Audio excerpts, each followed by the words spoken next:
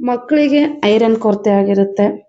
ಹಾಗೆ ಇತ್ತೀಚೆಗಂತೂ ಹೆಣ್ಮಕ್ಕಳಲ್ಲಿ PCOS problem ಜಾಸ್ತಿ ಆಗ್ತಾ ಇದೆ.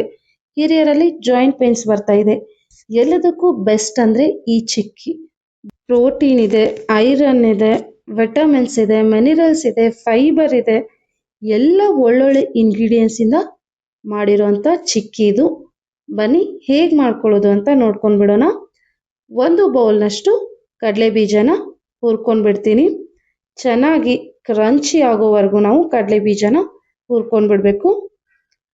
ಹುರಿದಿರೋವಂಥ ಕಡಲೆ ಬೀಜನ ತೆಗೆದುಬಿಟ್ಟು ಅದೇ ಪ್ಯಾನ್ಗೆ 2 ಟೇಬಲ್ ಸ್ಪೂನಷ್ಟು ಬಿಳಿ ಎಳ್ಳನ್ನು ಹಾಕಿ ಹುರ್ಕೊಂಡ್ಬಿಡ್ತೀನಿ. ಬಿಳಿ ಎಳ್ಳು ಬೇಗ ಹುರಿದ್ಬಿಡುತ್ತೆ, 1-2 ನಿಮಿಷ ಸಾಕು.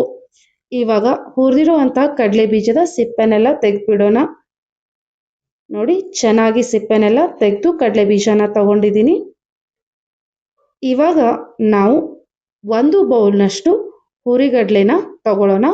ಹುರಿಗಡಲೆ ಹೆಲ್ತಿಗೆ ತುಂಬ ಇಂಪಾರ್ಟೆಂಟ್.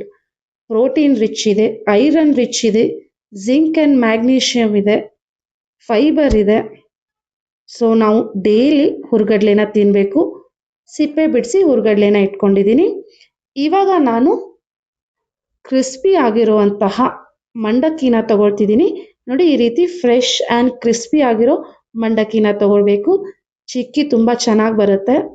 3 ಬೌಲ್ನಷ್ಟು ಮಂಡಕ್ಕಿನ ತಗೊಂಡಿದ್ದೀನಿ. ಹುರಿಗಡಲೆನ ಹಾಕ್ಕೊಂಡ್ಬಿಡ್ತೀನಿ, ಸಿಪ್ಪೆ ತೆಗೆದಿಟ್ಕೊಂಡಿರೋದು. ಹಾಗೆ ಹುರಿದಿರುವಂಥ ಕಡಲೆ ಬೀಜ ಮತ್ತು ಬಿಳಿ ಎಳ್ಳನ್ನು ಹಾಕ್ಕೊಂಡ್ಬಿಡ್ತೀನಿ. ಬಿಳಿ ಎಳ್ಳನ್ನು ನೀವು ಲಾಸ್ಟಿಗೆ ಕೂಡ ಹಾಕ್ಕೊಳ್ಬೋದು, ಮೇಲೆ ಸ್ಪ್ರಿಂಕಲ್ ಕೂಡ ಮಾಡ್ಕೊಳ್ಬೋದು. ಇವಾಗ ಒಂದು ಪ್ಯಾನ್ಗೆ ನಾನು 1 ಟೇಬಲ್ ಸ್ಪೂನಷ್ಟು ತುಪ್ಪನ ಹಾಕ್ಕೊಳ್ತಾ ಇದ್ದೀನಿ. ಇದಕ್ಕೆ 1.5 ಬೌಲ್ನಷ್ಟು ಬೆಲ್ಲನ ಹಾಕ್ಕೊಳ್ತೀನಿ.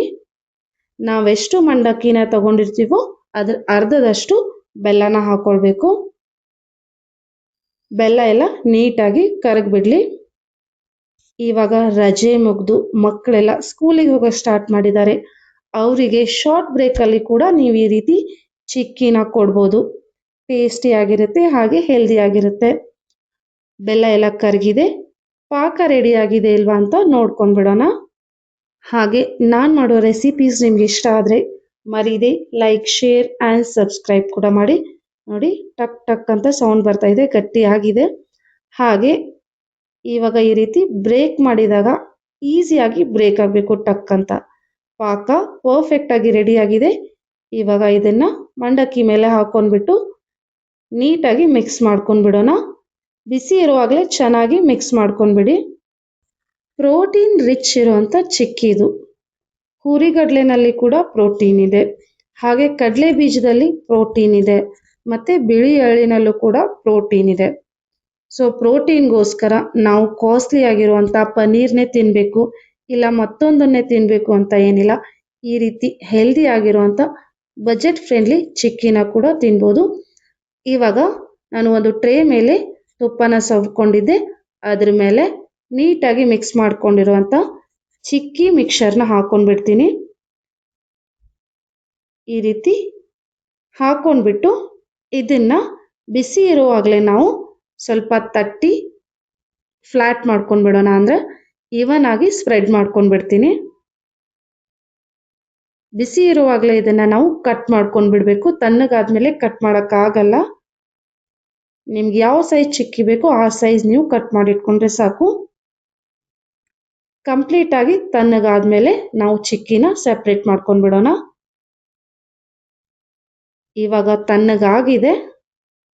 ನೋಡಿ, ಚಿಕ್ಕಿ ಎಷ್ಟು ನೀಟಾಗಿ ಬಂದಿದೆ. ಮಕ್ಕಳಿಂದ ಹಿಡಿದು ದೊಡ್ಡವ್ರವರೆಗೂ ಎಲ್ರಿಗೂ ಈ ಚಿಕ್ಕಿ ತುಂಬ ಇಂಪಾರ್ಟೆಂಟ್.